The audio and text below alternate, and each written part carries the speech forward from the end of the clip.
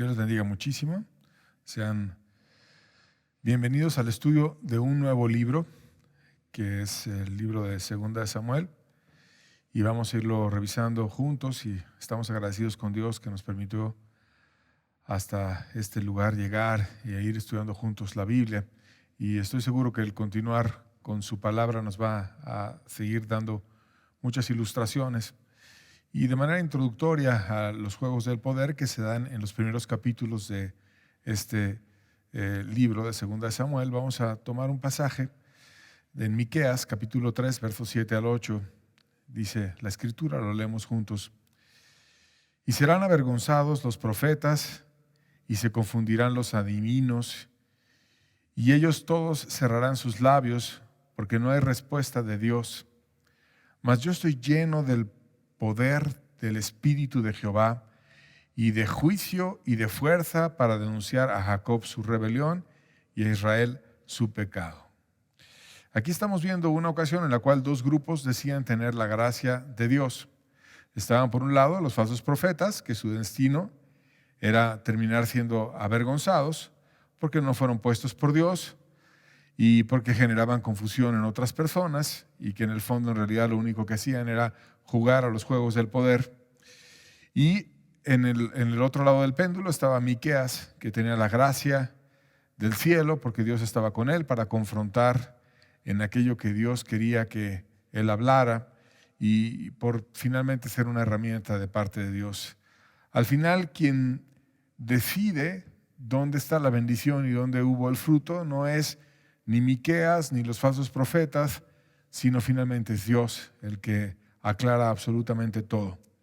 Y una situación similar a la que vivió este profeta, Miqueas, es la que se dio en la época del fallecimiento de Saúl, que terminamos el libro de Primera de Samuel hablando de esta experiencia, de cómo Saúl terminó en una batalla siendo vencido y también David siendo juzgado, que de repente perdió todo. Pero bueno, David alcanzó misericordia, pudo restaurar las cosas, Dios lo ayudó para recuperar todo. Y Israel se quedó sin rey. Y cuando se quedó sin rey, hubo un vacío en el liderazgo y hubo situaciones que se dan al inicio del libro de Segunda Samuel en las cuales varios personajes fueron entrando a querer tomar el poder o una parte del poder, si no todo el poder, una parte del poder, o a querer disfrutar de los beneficios del poder sin necesariamente tener una bendición de Dios para ello. Y por eso hemos titulado a este mensaje Los Juegos del Poder, que se dieron en la época de Miqueas, que también se dieron al inicio del reinado de David y que lo vamos a estar describiendo como la Biblia lo narra en los primeros capítulos de este libro de Segunda de Samuel. Vamos a pedir juntos por su bendición y su ayuda para esta exposición. Padre, cuánto te agradecemos, Señor, que nos hubieses traído hasta aquí, Señor, y que pudiésemos haber estudiado tu palabra, Señor, y el día de hoy abrir un nuevo libro juntos. Síguenos abriendo la mente, el entendimiento, el corazón, aquello que tú quieres que nosotros tengamos claro en nuestros corazones, en nuestra mente, Señor. Que tú vengas, nos ilustres, nos enseñes, nos ayudes y estés con nosotros. En el nombre de tu Hijo amado. Amén. Vamos a ver entonces la historia del inicio de este libro, Segunda Samuel, donde vienen los juegos del poder. Y el preámbulo se dio porque David tomó una parte del poder, pero no todo el poder. Segunda de Samuel 5, versos 4 al 5, lo vamos a explicar de manera inicial para entender mejor todo el contexto. Dice, era David de 30 años cuando empezó a reinar y reinó 40 años. En Hebrón reinó sobre Judá 7 años y 6 meses, y en Jerusalén reinó 33 años sobre todo Israel y Judá. Y vemos entonces que David tuvo un periodo de 7 años, 6 meses, en los cuales solamente gobernaba una parte de la nación, que era una tribu, Judá, y todas las demás tribus no estaban siendo gobernadas por David. Y cuando se cumplieron 7 años y 7 meses, es que él empezó a gobernar todo Israel. Y 7 en la Biblia habla de un periodo completo.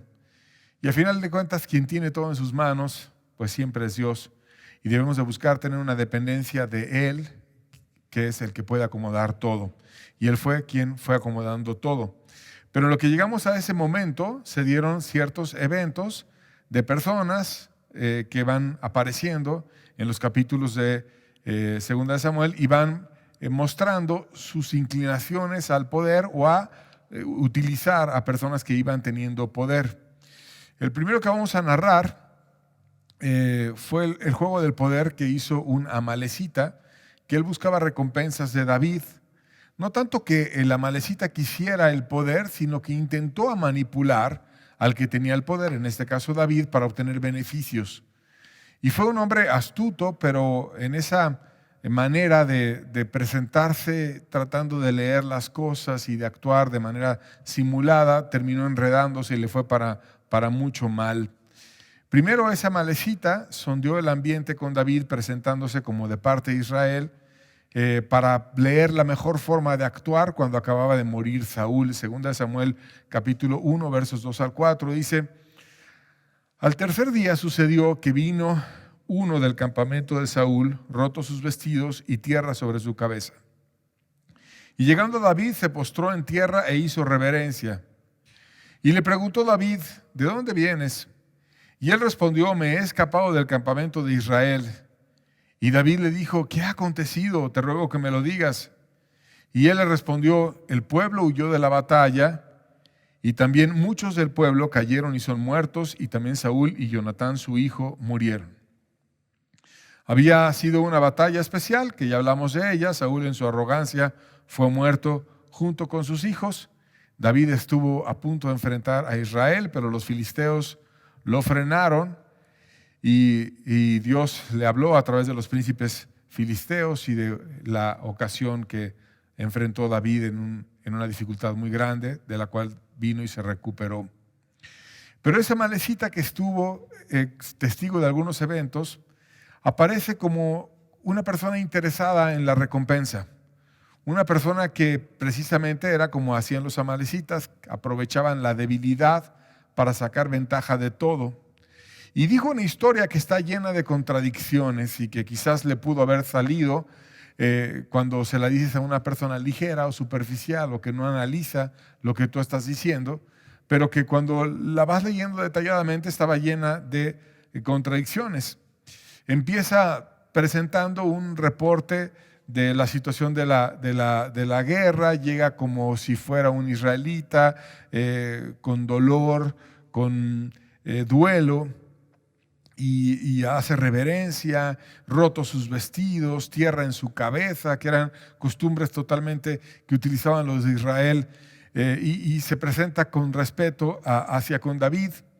Y bueno, cuando empieza él a ver el interés que tenía David en Saúl, en Jonatán, etcétera, empieza a cambiar de estrategia. Y es interesante porque esta amalecita que viene en la historia representa a personas que no se mueven por principios, sino en base a estrategias y simplemente buscando lo que más le conviene, y adaptan su comportamiento y la historia y a veces toda la forma en la que se están presentando delante de los demás, no dependiendo de Dios, sino en base a lo que humanamente les parece más lógico. Y bueno, él empezó a presentarse primero como un hebreo, como humilde, narrando lo que había pasado, pero después va adaptando la historia y vamos a ver los cambios que usó él. Versos 5 al 8, 2 Samuel 1, dice: dijo David a aquel joven que le daba las nuevas: ¿cómo sabes que han muerto Saúl y Jonatán su hijo? El joven que le daba las nuevas respondió: casualmente vine de Gilboa y hallé a Saúl que se apoyaba sobre su lanza, y venían tras él carros y gente de a caballo, y mirando él hacia atrás me llamó y dije: yo heme aquí. Y me preguntó: ¿quién eres tú? Y yo le respondí: soy amalecita. Y entonces ahora parecía conveniente no mostrarse como hebreo, sino ya que ve el interés de David, dice: yo soy amalecita. O sea, soy un extranjero, soy una persona que no soy de este pueblo, que no tenía la obligación de defender a este rey, que yo venía como un extranjero simplemente, y de repente me encontré viniendo de Gilboa y hallé a Saúl que se apoyaba sobre su lanza. Y finalmente concluye ese retrato de la situación mostrándose a sí mismo como un héroe que merecía una recompensa de parte de David. Segunda de Samuel 1, versos 9 al 10, seguimos leyendo, dice: y me volvió a decir, te ruego que te pongas sobre mí y me mates, porque se ha apoderado de mí la angustia, pues mi vida aún está toda en mí. Y entonces me puse sobre él y le maté, porque sabía que no podía vivir después de su caída, y tomé la corona que tenía en su cabeza y la argolla que tenía en su brazo, y las he traído acá a mi señor. O sea, maté al rey para darte a ti un beneficio. Yo no tenía por qué defenderlo, simplemente soy amalecita y vi la oportunidad y vengo y te traigo a ti el beneficio. Se presenta entonces el amalecita como aquel que venció al enemigo de David, visto desde una perspectiva de alguien que estaba fuera del contexto de Saúl y de David. Pero no conocía a ese amalecita que David siempre tuvo el corazón por tratar de restaurar a Saúl, que siempre lo trató de ayudar, lo trató de llevar a Dios, que tenía la forma de orar por él y de buscar una cercanía para que pudiera restaurar su corazón y también ayudar a sus hijos y demás. Y tomó la corona de la cabeza de Saúl, que además, reflexionando sobre este acto, muy probablemente esa corona había pertenecido con anterioridad al rey de Amalek, pues Saúl lo había vencido, y no la guarda para sí, sino que la utiliza para obtener mayores favores, y va y se presenta con David. Pero cuando ve la expresión de dolor de David y cómo él estaba por hacer misericordia con aquel que había muerto y que había tenido la unción y la gracia de Dios, empieza a adaptar de nuevo el relato y así hacen los mentirosos, adaptando la historia una y otra vez a lo que más conviene en base a cómo van leyendo las respuestas de los demás. Pero David finalmente lo juzga por haber matado al rey sin pruebas de que lo merecía. Y vamos a ver el pasaje, versos 14 al 16 de 2 de Samuel 1, dice: y le dijo David, ¿cómo no tuviste temor de extender tu mano para matar al ungido de Jehová? Y entonces llamó a David a uno de sus hombres y le dijo, ve y mátalo. Y él lo hirió y murió. Y David le dijo, tu sangre sea sobre tu cabeza, pues tu misma boca testiguó contra ti diciendo, yo maté al ungido de Jehová. Y aquí vemos la historia de aquel hombre que trató de obtener un beneficio de quien creía que iba a tener el poder y que además tenía razón en cuanto a que el futuro rey iba a ser David, y logró leer esa fuerza que venía sobre David, y entonces fue para tratar de obtener un beneficio, pero finalmente narrando una historia que él no había participado, diciendo que él había matado a Saúl, cuando ya aprendimos que no murió Saúl a manos de una malecita, sino de otra forma, pero murió por hablador, murió por inventar, murió por presentarse él como un héroe, murió por querer jugar al poder y a obtener una recompensa, diciendo que él había hecho lo que ni siquiera había hecho, sino que empezó a armar un teatro para ponerse como un héroe delante de David y que le diera un premio porque había matado a su enemigo. Y así hay personas que cuando entran al juego del poder empiezan a tener actos donde se presentan sin mérito alguno o creen que hay un mérito en algo y aparecen ellos y se cuelgan la medalla que otro fue el que provocó ese acto simplemente por obtener algún beneficio. Y bueno, perdió su vida por andar en apariencias, como hay personas que solamente huelen el éxito de otros y quieren andar en apariencias y terminan teniendo todo fundamentado sobre la arena y perdiendo todo. Entonces ese hombre, por el teatro que armó, perdió su vida. La Biblia lo narra y es interesante reflexionar en él. Pero después, en esta historia de los juegos del poder que se fueron dando, vemos que David mismo tomó una parte del poder, que en este sentido representa a la forma positiva de ejercer el poder, puesto que Dios se lo había dado. Segunda de Samuel, capítulo 2, versos 1 al 3, dice: después de esto aconteció que David consultó a Jehová, diciendo, ¿subiré a alguna de las ciudades de Judá? Y Jehová le respondió, sube. David volvió a decir, ¿a dónde subiré? Y él le dijo, a Hebrón. Y David subió allá, y con él sus dos mujeres, Ahinoam jezreelita, y Abigail, la que fue mujer de Nabal, el de Carmel. Llevó también David consigo a los hombres que con él habían estado, cada uno con su familia, los cuales moraron en las ciudades de Hebrón. Y aquí vemos a David viendo por el grupo que iba con él y por sus familias, ya no de una manera humana solamente, como lo hizo cuando tuvo una caída grave, en el evento que narramos al final de 1 Samuel, sino de una manera dependiente de Dios. Y se pone a buscar a Dios y dice, ¿quieres tú que yo vaya a alguna de las ciudades de Judá? O sea, él sabía que Saúl ya no iba a ser el rey y parecía lógico que era prudente ir a donde él tenía más aceptación, que era en Judá. Mas en esta ocasión, David depende para todo de Dios. Y dice Dios, ¿tú quieres que yo vaya a alguna de las ciudades de Judá? Y le dice, sí, ve, ¿a cuál? A Hebrón. Y entonces Dios lo guía a una muy buena ciudad, que era la zona más rica de Judea, donde había frutas, donde había miel, donde había vino, donde había aceitunas, donde había grano. Y Dios lo lleva a la abundancia cuando David estaba dispuesto a lo que sea. Si tú quieres, sigo en cuevas. Si tú quieres, sigo en el desierto. Si tú quieres, sigo padeciendo.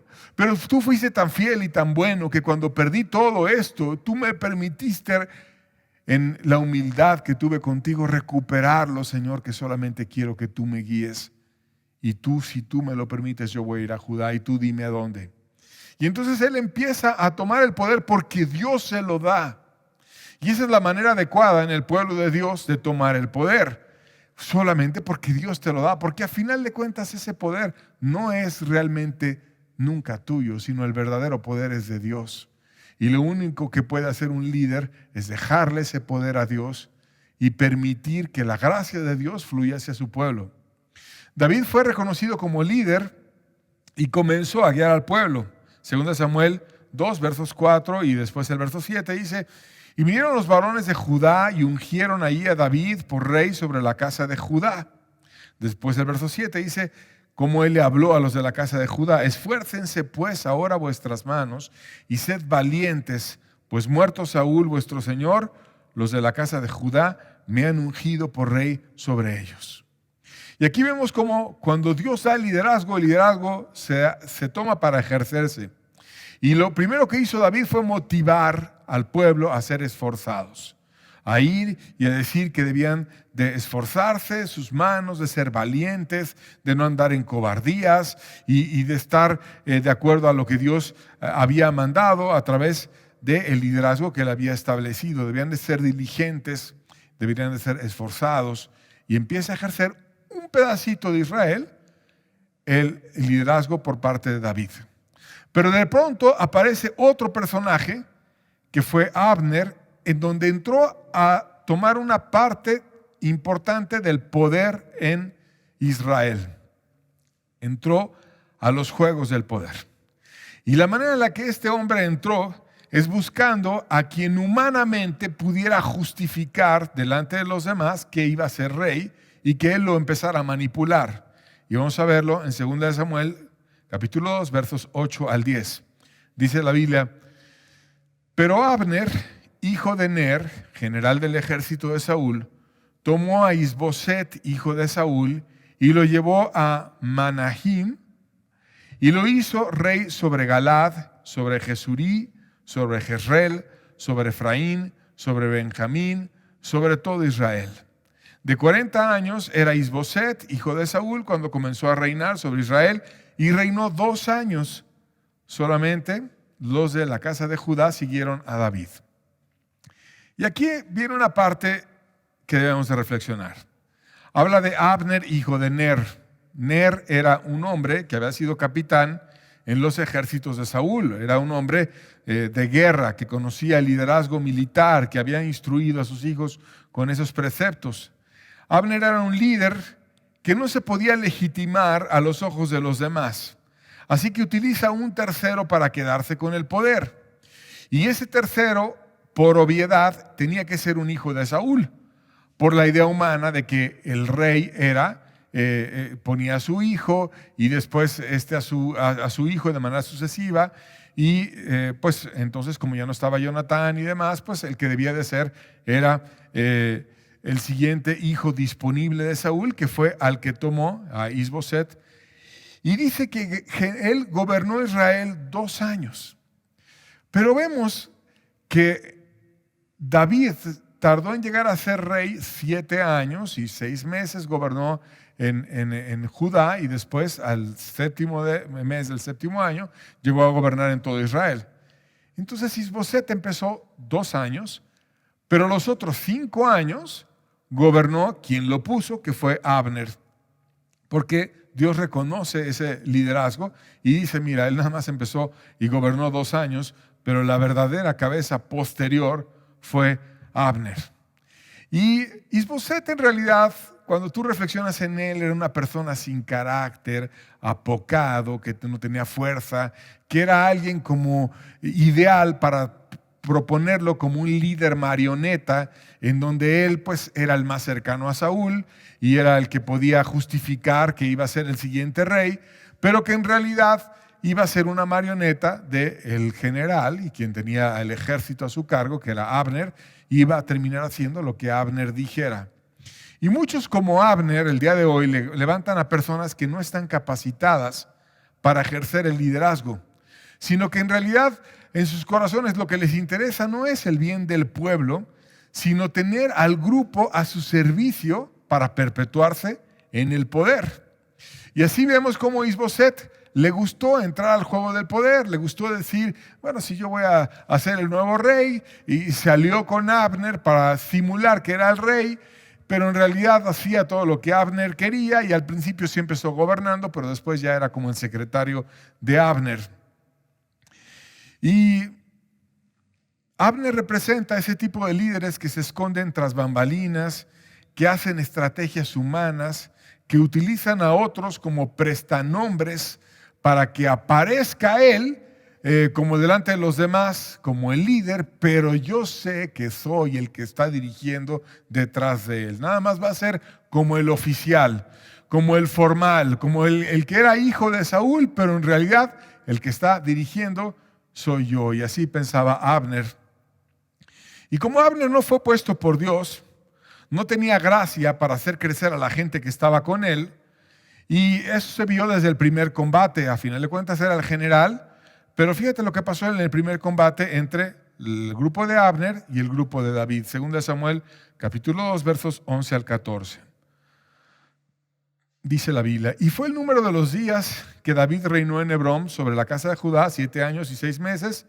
Y Abner, hijo de Ner, salió de Manahim a Gabán con los siervos de Is-Boset, hijo de Saúl, y Joab, hijo de Sarvia, y los siervos de David salieron y los encontraron junto al estanque de Gabaón, y se pararon unos frente a los otros al lado del estanque y los otros al otro lado. Y dijo Abner a Joab, levántense ahora los jóvenes y maniobren delante de nosotros. Y Joab respondió, levántense. Y aquí vemos cómo estaba ese hombre Abner ejerciendo 2 puestos. Uno, el ser el general de Is-Boset, pero también ser el líder que estaba arriba de Is-Boset. Y estaba David con el liderazgo bien definido. Él era el líder del otro lado, pero tenía un general que era Joab. Y entonces va Abner con Joab y dice, a ver, vamos a ver quién tiene al mejor equipo. Vamos a hacer un reto hombre a hombre, que se levanten los jóvenes y maniobren delante de nosotros. Un reto similar a como los filisteos algún día hicieron con Goliat, y trajeron a su paladín, y David entonces fue y enfrentó a Goliat. Y fue un reto similar, donde iban a ir 12 hombres de un grupo y 12 hombres del otro grupo, y empezaron ahí a hacer una batalla para que no fueran todos los que participaran en ella, sino solamente un grupo. Y es interesante ver el resultado, porque todos los de Judá ganaron e inspiraron a otros para levantarse en una batalla que era extremadamente reñida. Y era reñida porque tenías a muchas tribus contra una tribu. Entonces, por número de gente, había muchos más del lado de Abner y de Is-Boset, pero por calidad y preparación había mucho más fervor, valentía, fuego, mejores guerreros en el lado de David y de Joab. Y vamos a ver qué fue lo que pasó. 2 Samuel 5, 2, versos 15 al 17, dice: entonces se levantaron y pasaron en número igual, 12 de Benjamín por parte de Isboset, hijo de Saúl, y 12 de los siervos de David. Y cada uno echó mano de la cabeza de su adversario y metió su espada en el costado de su adversario, y cayeron a una, por lo que fue llamado aquel lugar el Cat Azurim, el cual está en Gabaón. La batalla fue muy reñida aquel día, y Abner y los hijos de Israel fueron vencidos por los siervos de David.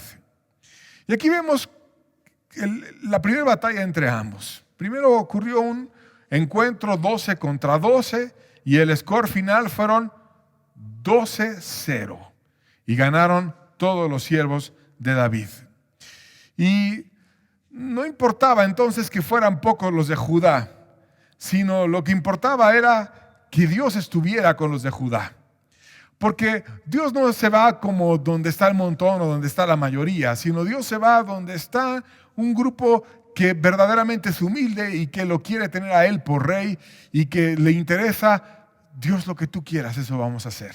Que hay una verdadera consagración y que hay un decir: Dios es el Señor de esto y Él nos va a decir cómo hacer. No donde hay un grupo donde está el hombre enseñoreándose y donde empiezan las estrategias humanas, aunque sean la mayoría.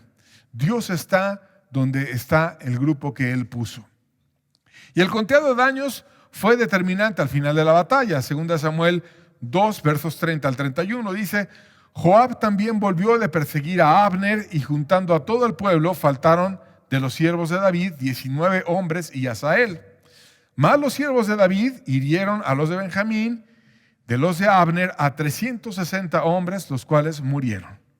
Y aquí vemos después de la batalla esa ocasión. Hubo 19 más Asael, es decir, 20 muertos del lado de Judá, contra 360 del lado de Israel.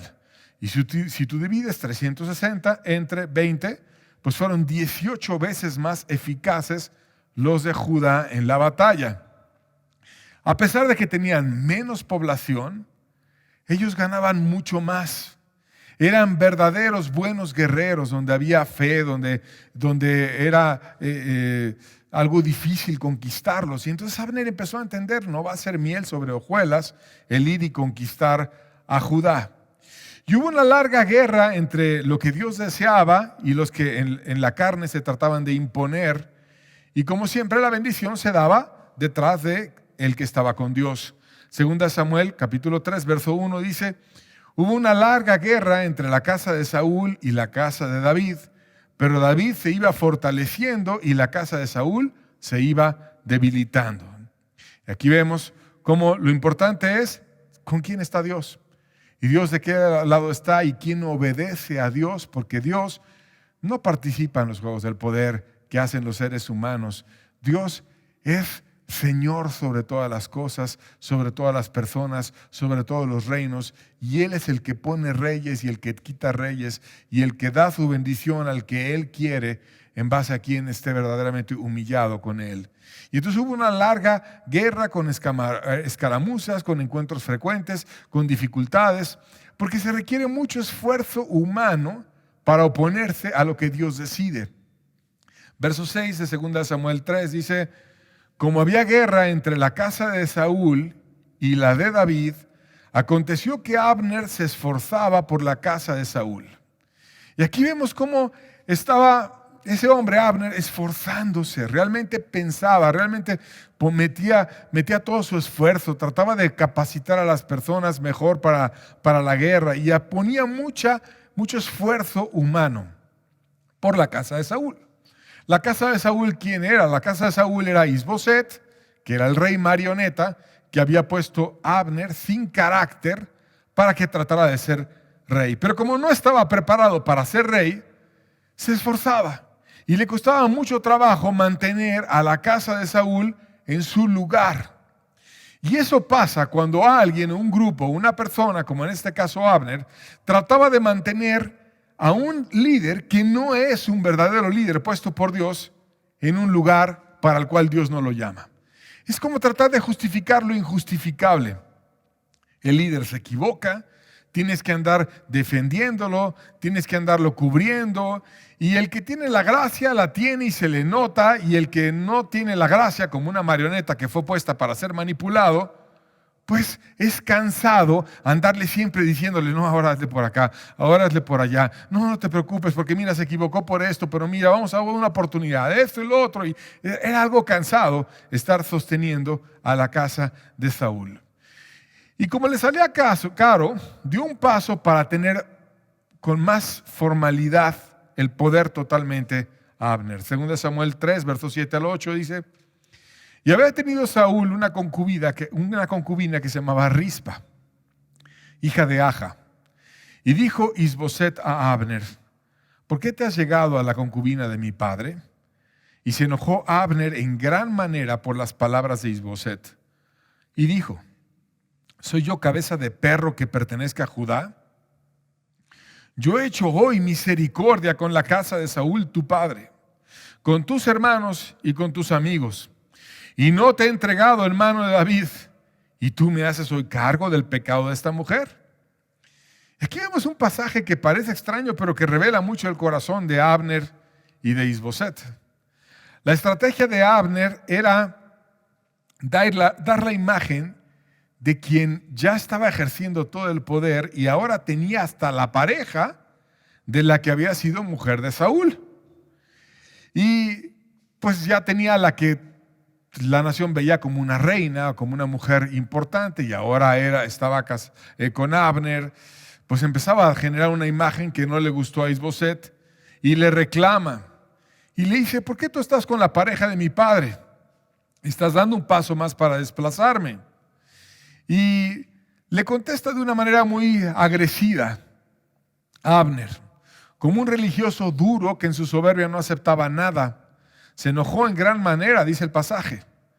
Cuestionarle la autoridad a un falso líder no es fácil. Y lo hizo Isboset y tuvo una respuesta muy agresiva. Porque detrás de la agresión, lo que hay en el falso líder es temor a perder aquello en lo cual ha invertido humanamente mucho esfuerzo y no lo puede sostener porque Dios no le da la gracia.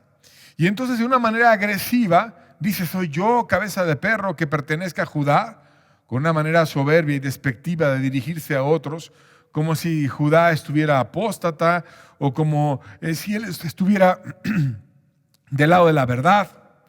Y el soberbio siempre fabrica cosas para quedar él bien y los demás mal. Y le estaba diciendo: me tratas mal, como si yo fuese cabeza de perro. El soberbio siempre demanda un trato muy especial. Que cuando entra todo el mundo le esté dando alabanzas, todo el mundo le esté poniendo el tapete, todo el mundo le esté procurando sus consejos, que sea una persona muy, muy, muy sublime, que a ver si se digna a darte una cita o se digna a atenderte y se pone en un lugar en el cual Dios no le ha puesto y quiere ser tratado como de una forma muy sublime. Y le dice: yo he hecho misericordia con la casa de Saúl y contigo. O sea, se presenta como alguien bueno, además de manipulador. No es que te haya estado usando, sino es que te estoy haciendo el bien. Y ves cómo pervierte las cosas para voltearlas y para hacer que él aparezca como que el bueno y el que hace misericordia con ese rey débil, en vez de que reconozca: yo te tengo como un rey marioneta y te quiero manipular para hacer las cosas como yo quiero. Y además, cuando habla de la mujer, a la cual había llamado por pareja, le dice: el pecado no es mío, el pecado es de la mujer. Ella es la pecadora. Yo estoy bien y ella está mal. ¿Y qué acaso cuando hay una relación íntima entre un hombre y una mujer no es porque ambos están de acuerdo? ¿Y por qué solamente echarle la culpa a la mujer y decir ella es la pecadora y no decir yo he hecho mal en comportarme de esa manera? ¿Cuántos hombres parecen muy hombres cuando están enfrentándose a muchas cosas, pero cuando vienen a situaciones de relaciones con las mujeres, las ponen por delante, le echan toda la culpa a ella y ves que en realidad no tienen el valor que la Biblia reconoce como un carácter varonil y de una persona que asume las consecuencias de sus actos. Y así estaba haciendo Abner, poniendo a la mujer y pasándole toda la responsabilidad a ella. Yo soy el que estoy ayudando, yo soy el que te estoy haciendo el bien. La culpa es de la mujer, como un verdadero cobarde que no acepta las cosas. Y esas divisiones entre Isboset y Abner, y no la piedad, fue lo que terminó equilibrando la balanza a favor de David. Segunda de Samuel 3, versos 9 al 10. Dice: así haga Dios a Abner y aún le añada, si como ha jurado Jehová a David, no haga yo así con él, trasladando el reino de la casa de Saúl y confirmando el trono de David sobre Israel y sobre Judá, desde Dan hasta Berseba. Aquí contradice todo. Si sabía que Dios le había jurado a David que él iba a ser el rey, y creía en Dios porque peleaba por el poder, ¿por qué, si le daba importancia a la palabra de Dios, por qué se pone en contra de la palabra de Dios y trata de ejercer el poder con un rey marioneta? Pero por un berrinche y por carnal y por andar disputando en una situación totalmente aberrante con Isboset, dice que le va a regresar todo el reinado a David. Y aún en medio de esos actos carnales, Dios bendijo a la nación y permitió que se dieran para poner al líder que él deseaba. Y finalmente le pone toda la culpa a Isboset, a Abner, porque así es el soberbio, nunca acepta nada, traslada su culpa siempre sobre los otros, porque su majestad, don soberbio o doña soberbia, sea quien sea, nunca puede fallar en nada. Y entonces la culpa se la traslada a otros y le dice: tú tienes la culpa, yo te estaba ayudando a ti y ahora tú me vienes y me echas en cara y me tratas como si fuera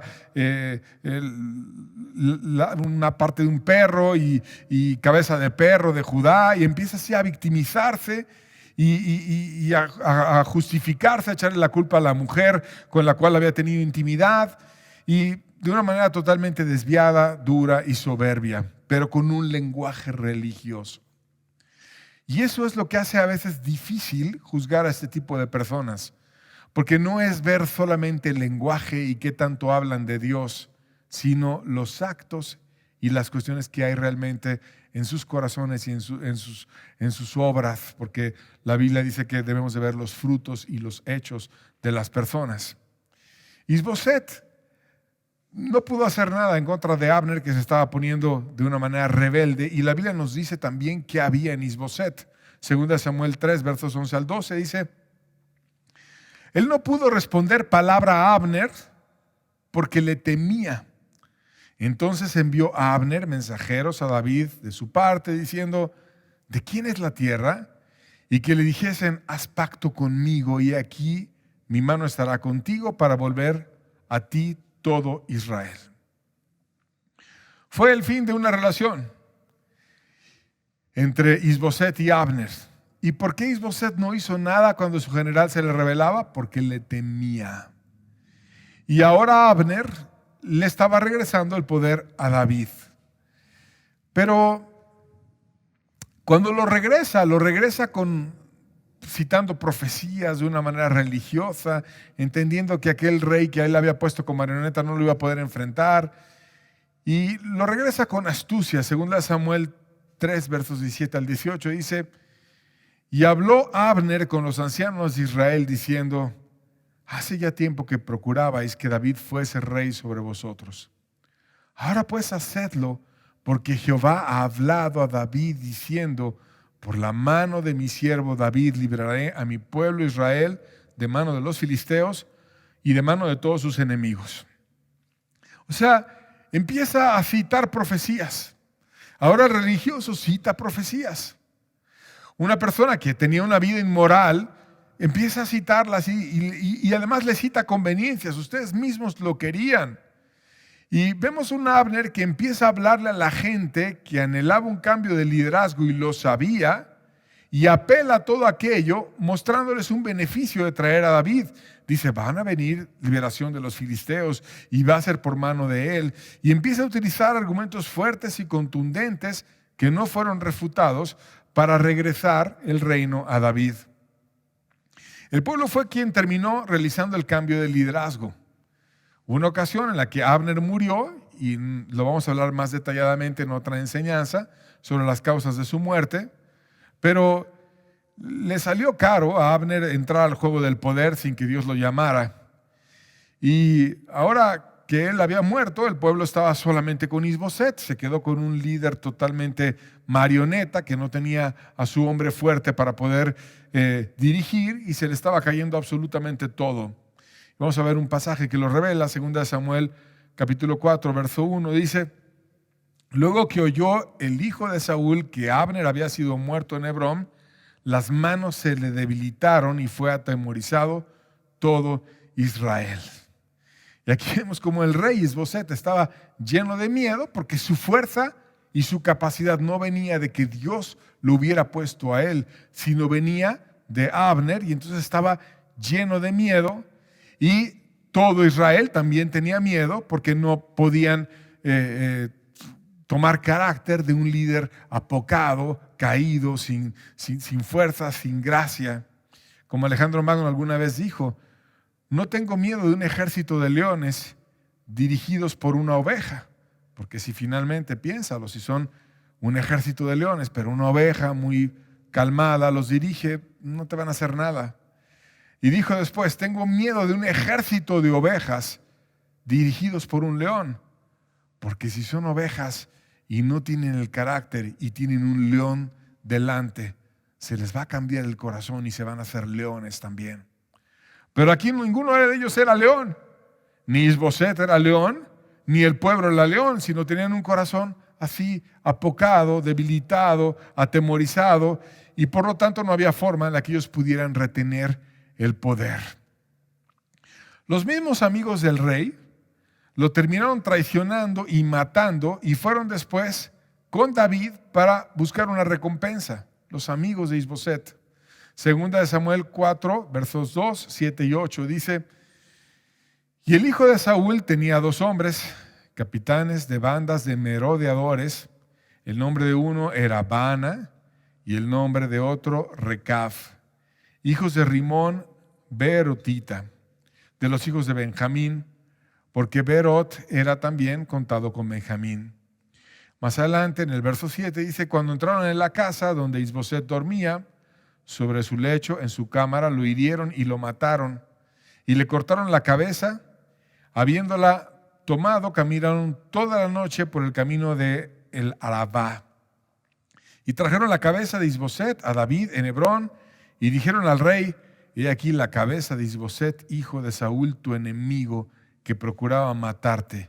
Y Jehová ha vengado hoy a mi señor el rey de Saúl y de su linaje. Y de nuevo vemos 2 fulanos que aparecen en la historia y precisamente quieren jugar al poder. Y que primero estaban convenencieramente con Isboset y que andaban ahí caminando con él y estando con él, etc. Pero cuando empiezan a ver que ya no tenía a Abner, que era el que dirigía el ejército, que la gente tenía miedo, que Isboset tenía miedo, leen inmediatamente y dicen: no, esto no se va a poder sostener. El poder sin duda alguna viene con David. Entonces vamos a quedar bien con David. Le cortamos la cabeza al rey. Fíjate cuánta crueldad.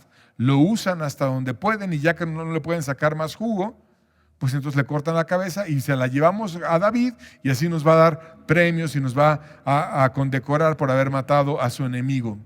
Asesinos que además citaron el juicio de Dios y mencionaron a Dios como si fueran piadosos, diciendo que Dios había vengado a David y que había hecho que cayera Saúl, su enemigo, y los que procuraban matarlo.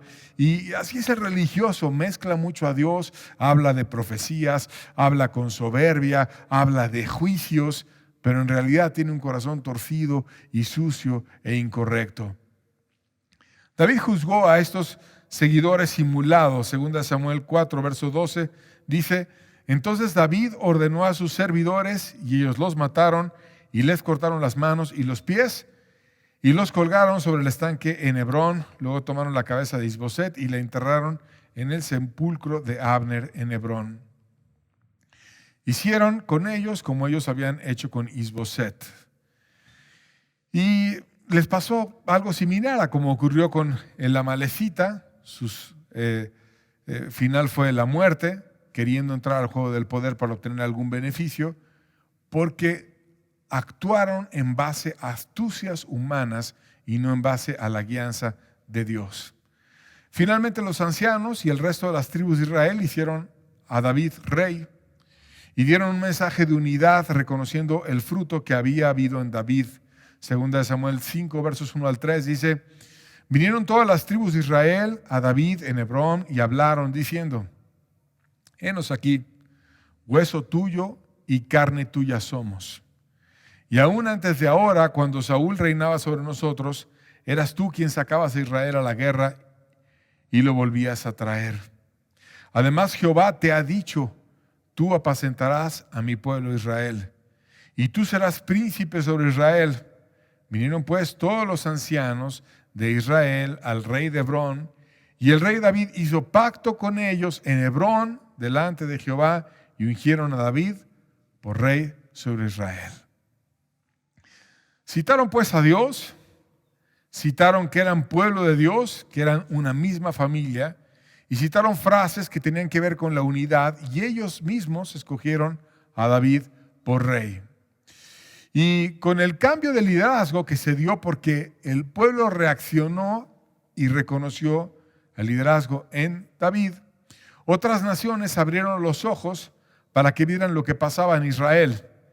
Como Dios estaba con David, otros empezaron a despertar a las cuestiones celestiales. Segunda Samuel 5, versos 10 al 12 dice: y David iba adelantando y engrandeciéndose, y Jehová, Dios de los ejércitos, estaba con él. También Hiram, rey de Tiro, envió embajadores a David, y madera de cedro, carpinteros, canteros para los muros, los cuales edificaron la casa de David, y entendió David que Jehová le había confirmado por rey sobre Israel, y que había engrandecido su reino por amor de su pueblo a Israel. O sea, porque Dios estaba con él. Y Dios despertó incluso a naciones extranjeras, a un hombre de Tiro que quiso participar en la adoración a Dios, que quiso incluso ayudar más adelante a construir un templo para Dios y a enviar madera para eso, y quiso bendecir al rey en su casa y enviar hasta trabajadores para que le hicieran una casa.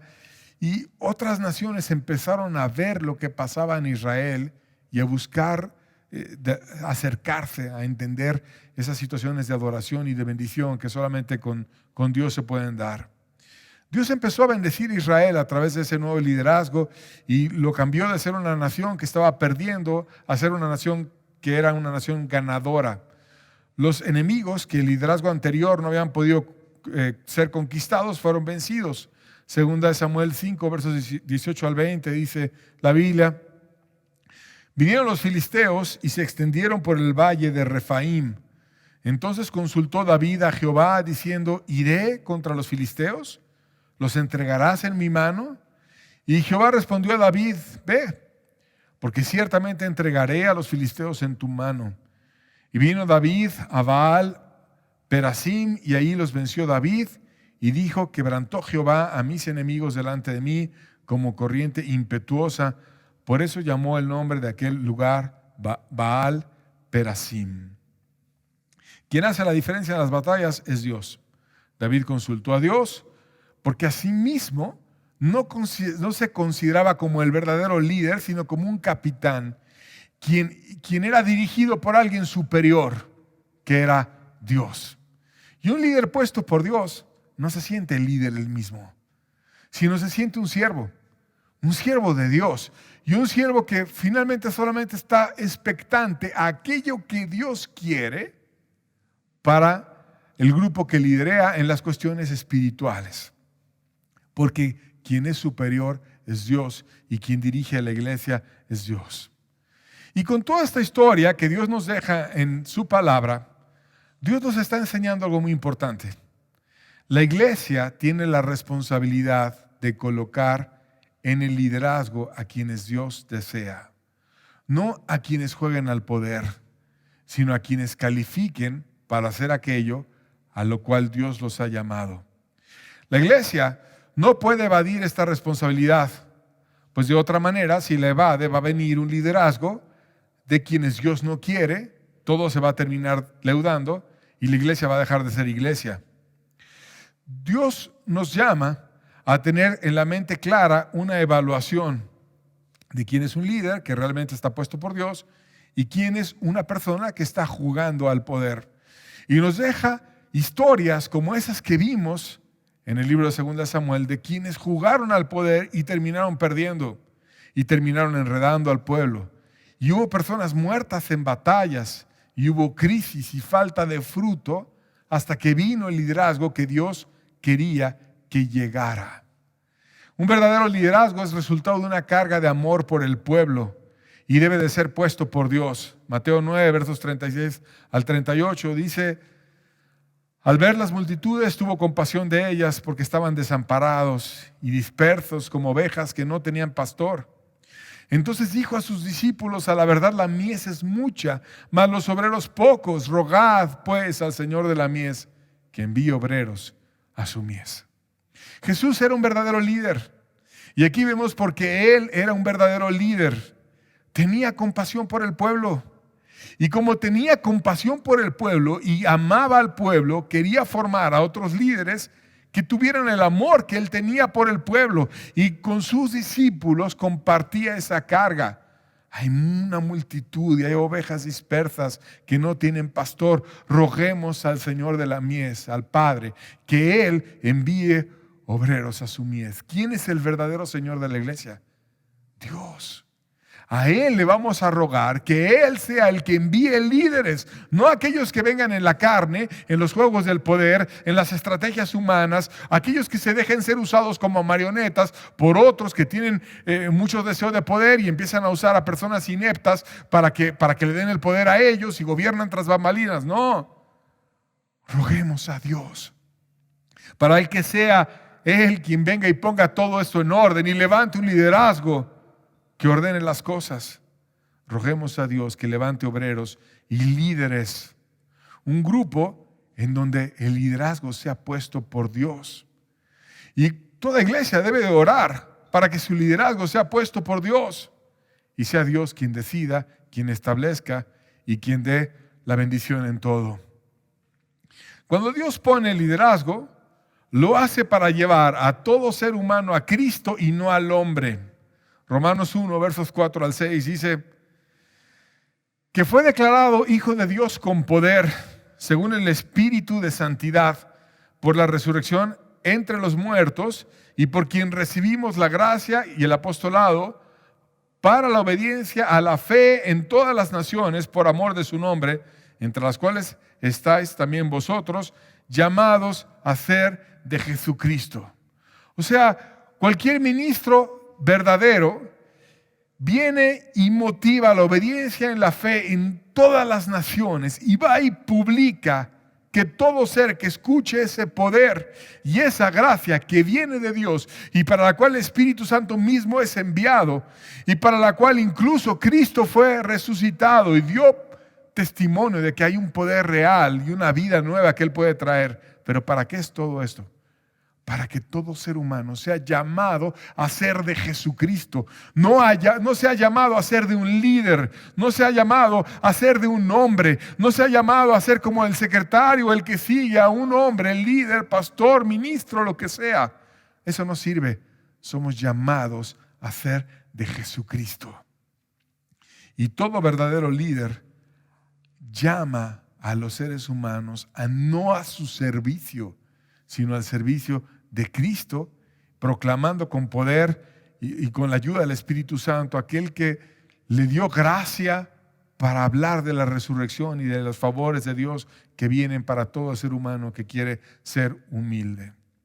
Los líderes caídos oponen a quienes tienen la gracia porque desean tomar la iglesia como premio y entran a los juegos del poder para empezar a jalar dinero, gracia, favores o éxito en este mundo, como Abner lo hizo, poniendo a Isboset ahí su rey marioneta, o como otros queriendo gracias y favores.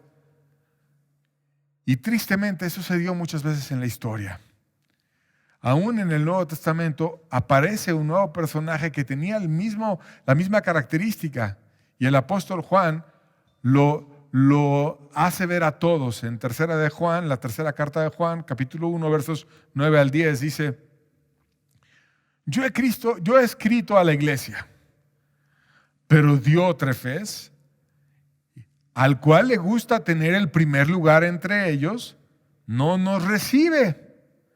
Por esta causa, si yo fuere, recordaré las obras que hace parloteando con palabras malignas contra nosotros. Y no contento con estas cosas, no recibe a los hermanos, y a los que quieren recibirlos se los prohíbe y los expulsa de la iglesia. Aquí fíjate, aparece otro personaje muchos años después, que también entró a los juegos del poder, que se llamaba Diótrefes, un líder caído, que le gustaba tener el primer lugar entre ellos. Y que Juan, cuando ve a ese hombre que quería apartar a los apóstoles que habían sido puestos por Cristo, y no se exaltaban a sí mismos, sino todo lo que hacían los apóstoles era exaltar a Cristo y llevar a la gente a Cristo, porque no estaba la vida en los apóstoles, sino estaba en Cristo. Así que los apóstoles lo único que hacían era transmitir el mensaje de Cristo. Pero ese perverso Diótrefes ahora bloqueaba a los apóstoles. Y Juan les dice a todos, y tan les dice a todos que aún nos sigue diciendo el día de hoy, en su tercera epístola: les voy a hablar de Diótrefes. A él le gusta tener el primer lugar entre ellos. O sea, un líder no puesto por Dios, pero que está ejerciendo el liderazgo. ¿Por qué? Por soberbio. ¿Y qué dirían muchos? Ay, Juan, vamos a disciplinar a Juan por murmurador. ¿Por qué dice eso? Aplícale un Mateo 18 a Diótrefes y ve y siéntate. No, hombre, si no me deja ni entrar, no me deja ni hablar. Y si mando personas, no los recibe, no recibe a los hermanos, no quiere nada. Es un soberbio, es un necio.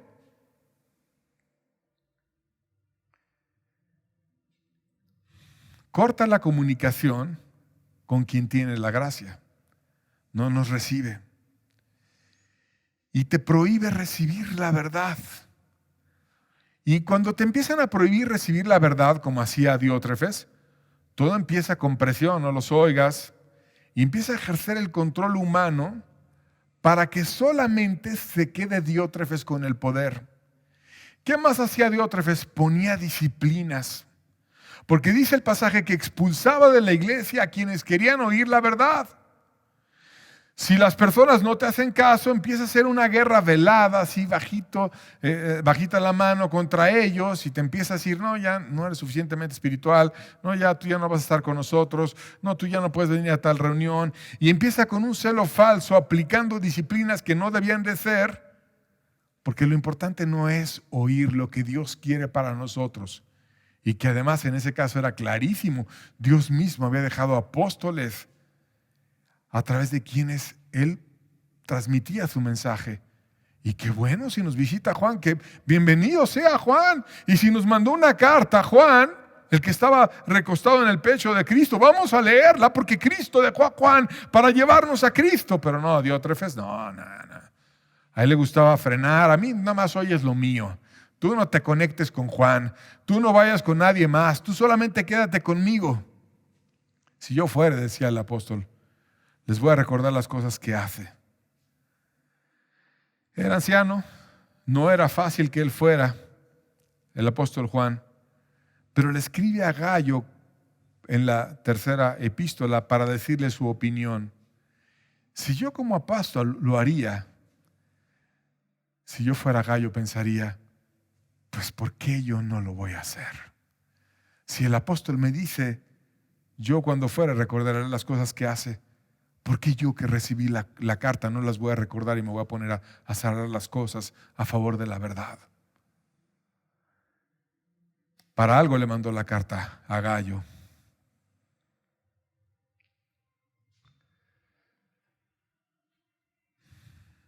Cuando un líder está caído y la iglesia lo sigue, es porque su corazón está desviado, queriendo agradar primero al hombre antes que a Dios.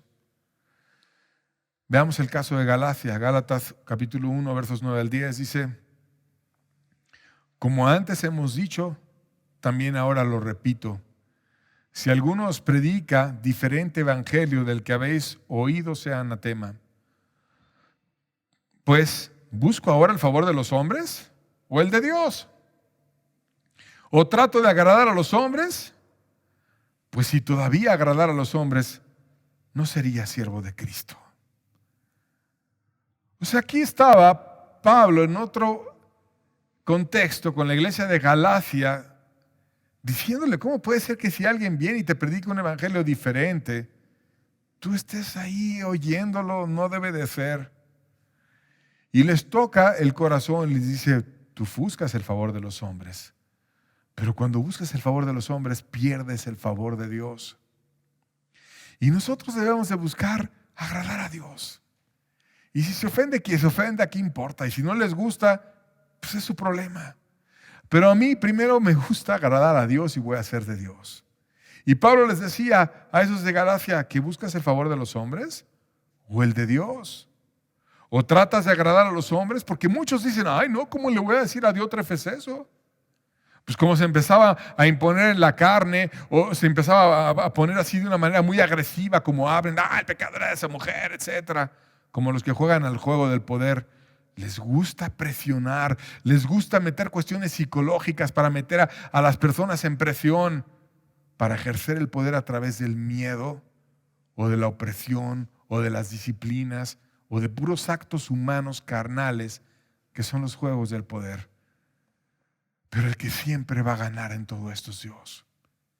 Y al final se va a ver que hay uno solo digno de ser seguido, que es el Rey de Reyes y Señor de señores, el precioso Señor Jesucristo, a quien todos nos debemos.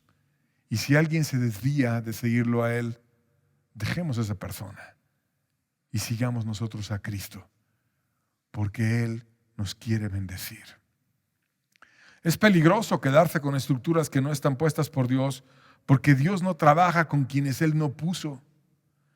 Veamos el liderazgo en la época de Jesús. Mateo 21, versos 31, la segunda parte, y 32, dice: Jesús les dijo: de cierto os digo, o sea, como metiendo una verdad con fuerza, que los publicanos y las rameras van delante de vosotros al reino de Dios. Le estaba hablando a los religiosos y le estaba diciendo a quienes tú consideras como los peores, los más corruptos del gobierno y las prostitutas, van delante de ti, están más cerca del cielo que tú. Porque vino a vosotros Juan en camino de justicia, Juan el Bautista, y no le creísteis. Pero los publicanos y las rameras le creyeron, y vosotros, viendo esto, no os arrepentisteis después para creerle. O sea, la estructura de la época de Jesús tuvo su oportunidad.